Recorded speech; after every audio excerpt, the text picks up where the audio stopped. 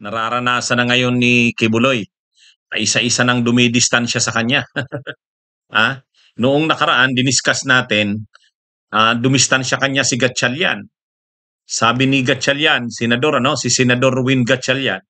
Sabi ni Gatchalian, wala eh, kailangan talagang harapin na lang ni Kibuloy ang problema niya eh.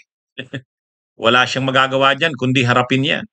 Ginagawa lang naman daw ng mga iba-ibang institusyon ng gobyerno ang ginagawa nito. Yung DOJ, ginawa lang nito ang trabaho nito, ang PNP, ang NBI. Kaya ang advice ni Gatchalian, harapin niya na lang yung problema niya. Ah, ngayon, may isa na namang nagpahayag. Ganun din ang advice kay Kibuloy. Oh, harapin na lang daw ni Kibuloy ang problema nito. Sabi ni Bato de la Rosa, si Bato de la Rosa naman ito ngayon ang nagsabi. O yan, de la Rosa advises Kibuloy to face charges. Alam nyo, itong si Bato, ang iniisip siyempre dito kay Bato, pwede namang wag na siyang magkomentaryo eh. Kaya lang, tinanong kasi siya ng media.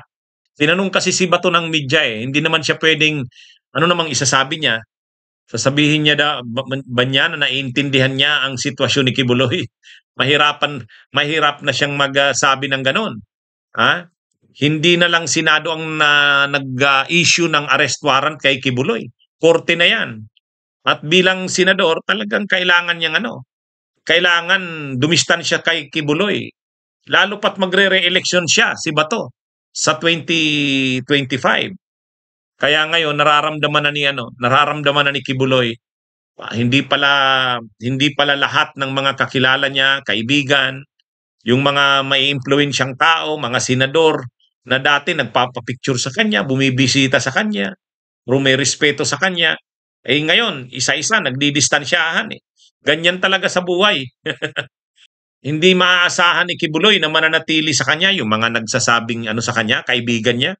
Sa sitwasyong ito, mahirapan. Hindi siya makakaasa na hanggang sa dulo sasamahan siya. Kaya ito mga kabunyog. Ang balita dito ganito. O yan, sa ito, latest.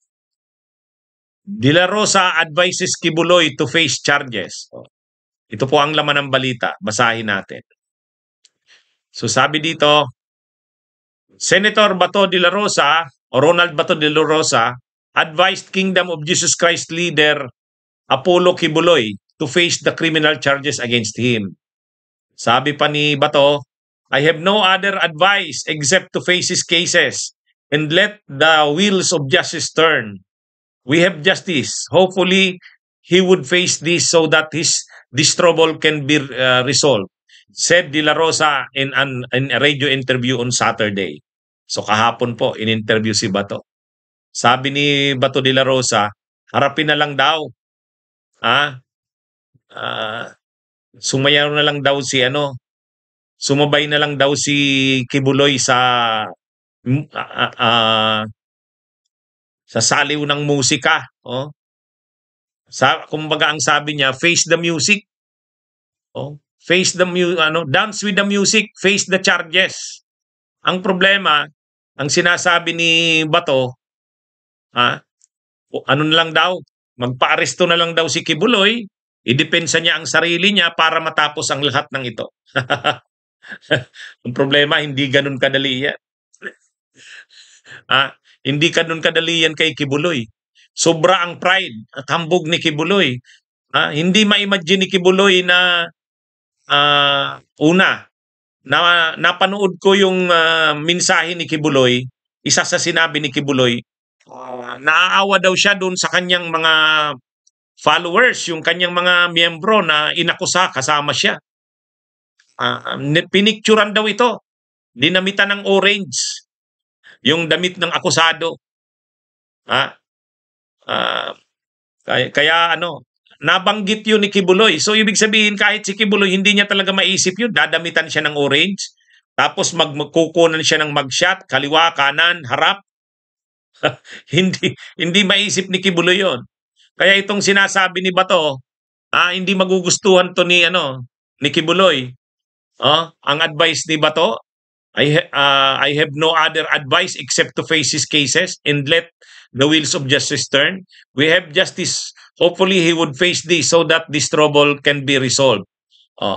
Ang sabi ni Bato, sana harapin na lang daw ni Kibuloy para matapos na ito.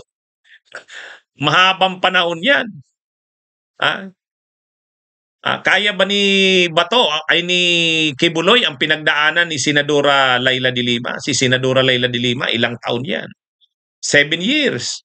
Kaya ba yan ni Kibuloy? At saka si Laila de Lima, alam ni Laila de Lima na magsasakripisyo siya pero sa bandang huli mabibindicate siya. Si Kibuloy hindi. Hindi siya. Alam niyang mabigat ang kaso sa kanya. Kaya ito ngayon ang problema. Ngayon, si Bato magre-re-election sa 2025. Alangan namang kakampi. Siya? Hindi siya didistansya kay Kibuloy. Kailangan niya ang boto ng mga butante. Kaya kailangan lumistansya muna siya kay Kibuloy sa problema nito. Ang tanong, maunawaan kaya ni Kibuloy si Bato? Maunawaan kaya ni Kibuloy si Bato sa pagdistansya nito sa kanya? Totoo, ang purpose ni Bato dyan, re-election Kaya lang, si Kibuloy, kailangan niya ngayon na kahit hindi siya idepensa ng kanyang mga kakilala, ng mga taong malapit sa kanya, kahit hindi siya idepensa, wag naman iwanan siya. Ay itong ginagawa ni Bato, dumidistansya sa kanya. Naguhugas kamay. Kaya ewan ko kung magugustuhan ni Kibuloy ito. Pwede pang maunawaan ni Kibuloy na silensyo si Bato. Ibig sabihin hindi nagsasalita tungkol sa issue niya. Pero itong nagsalita pa si Bato, at sinabi pa ni Bato na face the charges na lang. Tingin ko hindi magugustuhan to ni Kibuloy. Ano sa tingin niyo? Ano sa tingin niyo mga kabunyog?